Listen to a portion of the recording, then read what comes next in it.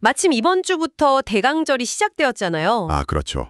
보통 대강절하면 왠지 모르게 마음이 따뜻해지고 희망, 기대, 설렘 이런 단어들이 떠오르는데 네. 근데 청취자께서 보내주신 이 설교는 정반대의 분위기에서 시작하더라고요. 구약 성경에 나오는 아주 어둡고 끔찍한 가족 비극을 통해서 대강절의 의미를 풀어내고 있었어요. 바로 그 사무엘하 13장에 나오는 다윗 왕가의 이야기죠. 네, 맞습니다.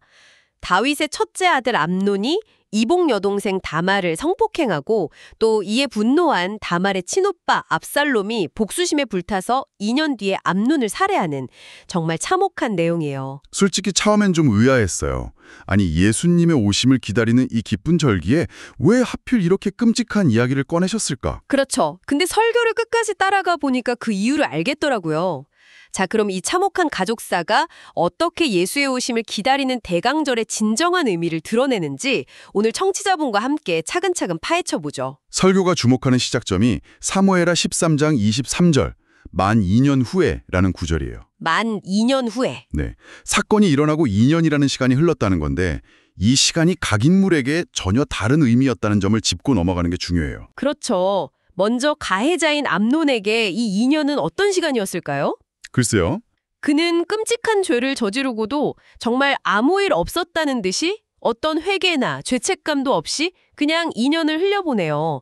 설교에서는 이걸 두고 강력하다고 표현하더라고요. 네, 설교에서는 이걸 영적 무감각이라고도 표현하는데 저는 그 양심의 화인을 맞은 상태라는 말이 더 와닿았어요. 아, 불에 달군 인두로 찢어서 감각이 없어진 살처럼 죄를 지어도 아무런 고통이나 가책을 못 느끼는 상태라는 거잖아요. 생각만 해도 끔찍하네요. 네. 그리고 이게 사실 자신의 아버지가 밧세바와 간음하고 우리아를 죽인 뒤에 1년 동안 태연하게 지냈던 그 모습을 아들이 그대로 답습하고 있는 거예요. 죄가 죄인 줄 모르는 상태. 어쩌면 그게 가장 무서운 형벌일 수도 있겠네요. 맞습니다. 반면에 다말의 친오빠인 압살롬에게 이 2년은 그야말로 복수의 칼을 가는 시간이었고요. 네, 설교에서 묘사하는 그의 계획을 보면 정말 치밀하고 냉정해요. 그냥 홧김에 저지른 게 아니었군요. 전혀 아니죠. 먼저 양털 깎는 축제를 핑계로 모든 형제를 초대해요. 왕제들이 다 모이는 큰 잔치니까 의심을 피하기 좋았겠죠. 그렇죠. 장소도 일부러 예루살렘에서 한 30km나 떨어진 바알 하솔이라는 자기 목장으로 정하는데 이것도 다 계산된 행동이었어요. 아, 거기에도 전략적인 의도가 있었군요. 그럼요. 예루살렘에서 멀리 떨어져 있으니 암살을 실행하고 나서 다윗 왕이 군대를 보내 상황을 수습하러 오기까지 시간을 벌 수 있죠. 도망갈 시간을 버는 거군요. 네, 그 사이에 자신은 도망갈 퇴로까지 미리 다 계산해 둔 거예요. 2년 동안 이 순간만을 생각하면서 시뮬레이션을 돌린 거죠. 결국 그는 술에 취한 암논을 부하들을 시켜 살해하고 계획대로 도망칩니다. 그런데 저는 그 지점에서 청취자께서도 조금 헷갈리실 수 있겠다는 생각이 들었어요. 어떤 점이죠? 동생이 끔찍한 일을 당했는데 아버지는 침묵하고 있고 압살롬의 분노에는 분명 정당한 면이 있잖아요. 아, 네. 이걸 그저 하나님이 금하시는 미움이라고만 치부하기엔 너무 복잡한 감정 아닐까요? 아주 중요한 지적이에요. 설교에서도 그 점을 놓치지 않아요. 압살롬의 분노, 그 시작은 의로울 수 있었다는 거죠. 그렇죠. 하지만 그가 택한 복수라는 방법은 결국 암논의 정욕만큼이나 파괴적이고 어리석은 죄였다는 거예요. 정당한 분노가 자기 안에서 2년 동안 숙성되면서 하나님을 향한 신뢰는 사라지고 스스로 심판자가 되려는 교만한 복수심으로 변질된 거죠.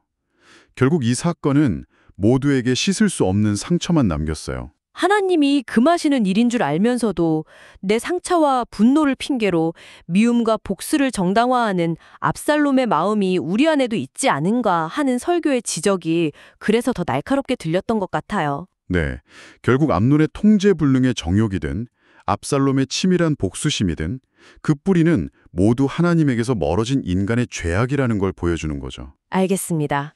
정말 어둡고 희망 없는 이야기인데 솔직히 저는 아직도 이 이야기가 어떻게 예수님의 오심을 기뻐하는 대강절과 연결되는지 잘 모르겠어요. 네, 전혀 다른 세상 이야기처럼 들리거든요. 설교는 이 둘 사이의 다리를 어떻게 놓나요? 바로 그 지점이 이 설교의 가장 빛나는 부분이에요. 전혀 연결될 것 같지 않은 두 이야기를 잇는 다리는 의외로 아주 가까운 곳에 있었어요. 어디에 있었죠? 바로 마태복음 1장 1절, 아브라함과 다윗의 자손 예수 그리스도의 계보라라는 구절입니다. 아, 다윗의 자손. 네, 바로 그 칭호예요. 우리는 보통 다윗의 자손하면 위대한 왕의 후손이라는 뭐랄까 영광스러운 의미만 생각하잖아요. 그렇죠. 하지만 설교는 그 이면을 보게 하죠.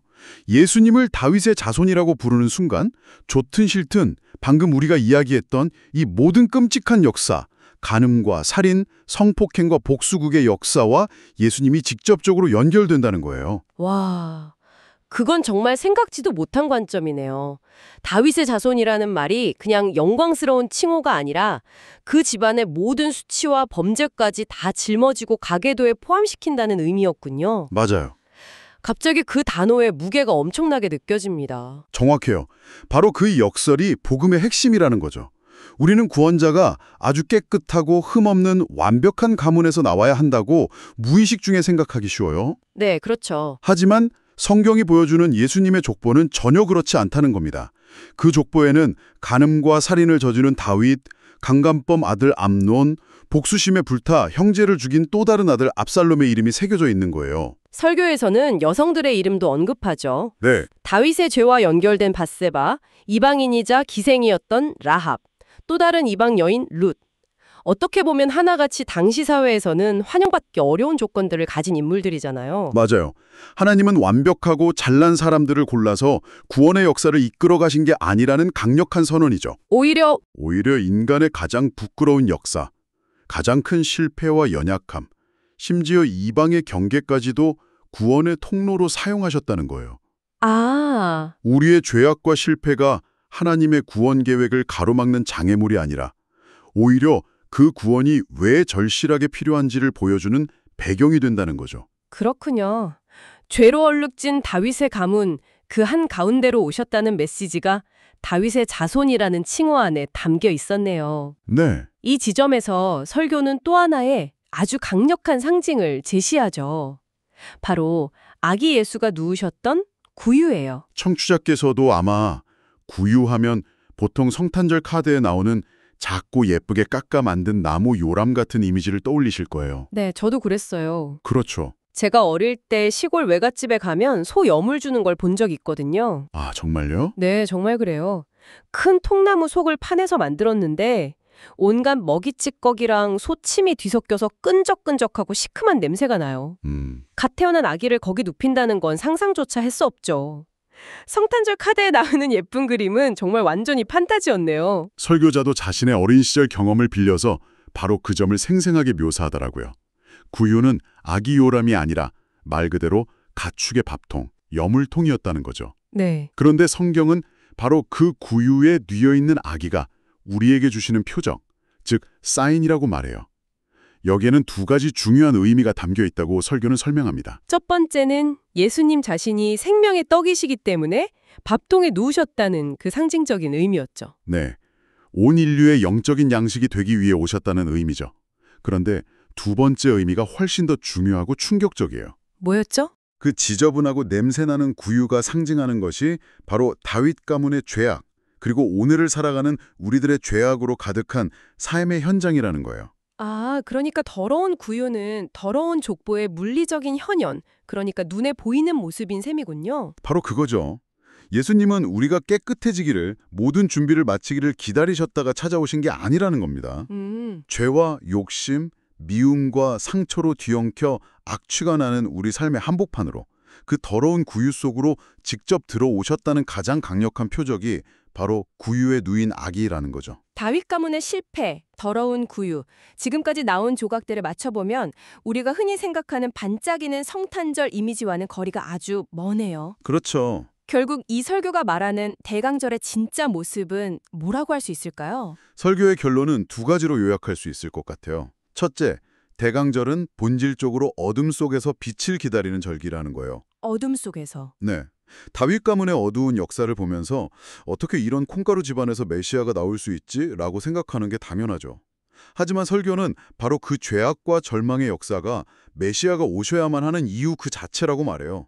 빛은 어둠이 깊을수록 더 밝게 빛나니까요. 어둠이 구원을 가로막는 장애물이 아니라 오히려 구원의 필요성을 증명하는 배경이 된다는 말씀이시군요. 그렇죠.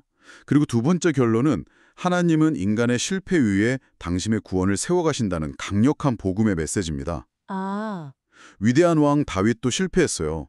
그의 아들 암논도 압살롬도 모두 처참하게 실패했죠. 인간적으로 보면 완전히 끝장난 가문이네요. 희망이 없어요. 그런데 하나님은 그 가문을 포기하지 않으셨다는 거잖아요. 맞아요. 결국 그 모든 비극 속에서도 솔로몬을 통해 왕위를 이어가게 하시고 마침내 그 가문에서 예수가 태어나게 하시죠. 네. 설교에서 인용한 이 문장이 정말 마음에 오래 남았어요. 인간은 실패하지만 하나님은 실패하지 않으신다. 인간의 죄보다 하나님의 구원의 약속이 더 강하다. 바로 그것이 이 설교가 말하는 대강절의 복음이라는 거예요. 예수님의 족보는 인간의 실패담으로 가득하지만 하나님은 그 모든 실패와 죄악을 뚫고 당신의 구원 역사를 신실하게 이어오셨어요. 네. 그리고 그 약속은 다윗의 가문에서 끝나지 않고 오늘 실패와 절망 속에 있는 우리 각자의 삶에서도 동일하게 이어진다는 거죠. 청취자께서 이 설교를 들으셨을 때 바로 이 마지막 메시지가 가장 큰 위로가 되지 않으셨을까 싶어요. 저도 그렇게 생각해요. 내 삶이 실패투성이처럼 느껴질 때 내 안에 암논 같은 추한 욕망과 압살롬 같은 미움이 꿈틀거리는 것을 발견할 때 그럼에도 불구하고 하나님은 실패하지 않으신다는 그 약속 말이죠. 맞아요.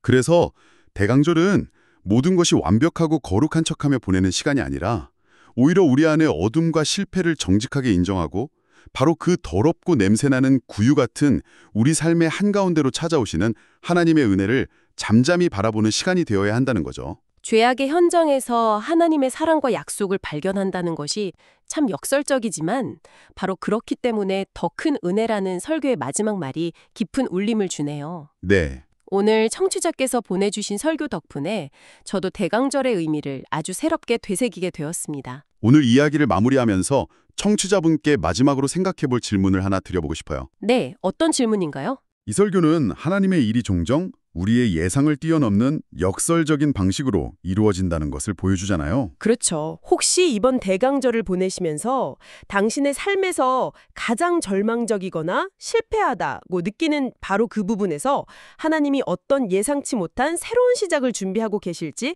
한 번쯤 생각해 보는 것은 어떨까요? 어쩌면 가장 어두운 그곳이 가장 밝은 빛이 시작될 자리가 될지도 모르니까요.